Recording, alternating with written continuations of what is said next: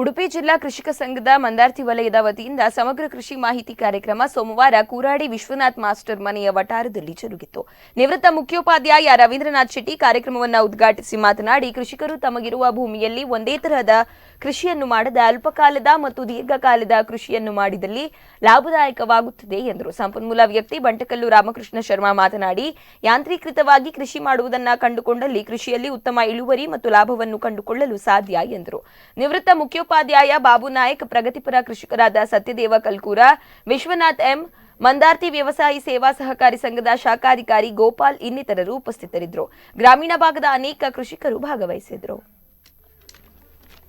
ಈ ಒಂದು ಸರಳವಾದ ಮತ್ತು ಉತ್ತಮವಾದಂತಹ ಕಾರ್ಯಕ್ರಮಕ್ಕೆ ಈ ಒಂದು ಉದ್ಘಾಟನೆ ಮಾಡಲಿಕ್ಕೆ ನನಗೆ ಅವಕಾಶ ಕೊಟ್ಟದ್ದಕ್ಕೆ ಎಲ್ಲರಿಗೂ ವಂದಿಸ್ತಾ, ಈ ಒಂದು ಕಾರ್ಯಕ್ರಮ ಇನ್ನು ಮುಂದೆ ಬಲವಾಗಿ ಬೆಳೆಯಲಿ ಅಂತ ಆಶಿಸುವುದರೊಂದಿಗೆ ಇದನ್ನು ಉದ್ಘಾಟಿಸ್ತೇನೆ. ನಿಮ್ಮೆಲ್ಲರ ಒಪ್ಪಿಗೆಯನ್ನೇ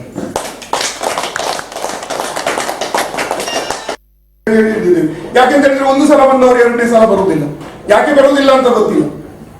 ಯಾಕೆಂತೇಳಿ ನನಗೆ ಇನ್ನೂ ಅರ್ಥ ಆಗಲಿಲ್ಲ. 25 ವರ್ಷದಿಂದ ನಿರಂತರವಾದಂತ ಒಂದು ಕೆಲಸವನ್ನು ಮಾಡ್ತಾ ಇದ್ದೇವೆ, ಯಾಕೆ ರೈತರು ಇನ್ನೊಮ್ಮೆ ಬರುವುದಿಲ್ಲ ಅಂತ ನನಗೆ ಅರ್ಥ ಆಗಲಿಲ್ಲ. ಯಾಕೆ ಅಂತೇಳಿ ಒಂದು ಮಾಹಿತಿಯನ್ನು ಕೊಟ್ಟು ಸರಿಯಾದ ಕೃಷಿಯನ್ನು ಎಲ್ಲರೂ ಮಾಡಿ, ಕೃಷಿ ಅತ್ಯಂತ ಲಾಭದಾಯಕ. ನಾನೇ ಗಟ್ಟಿಯಾಗಿ ಹೇಳ್ತೇನೆ, ನಾನು ಹೇಳುದು ಕೃಷಿಯಷ್ಟು ಲಾಭ ಇರುವಂತಹ ಉದ್ಯೋಗವೇ ಇಲ್ಲ ಅಂತ. ಇದನ್ನು ನಾವು ದಿನಾ ಬೆಳಗ್ಗೆ ಒಂದ್ಸಲ, ಮಧ್ಯಾಹ್ನ ಒಂದ್ಸಲ, ಸಂಜೆ ಒಂದ್ಸಲ ಹೇಳ್ಬೇಕು.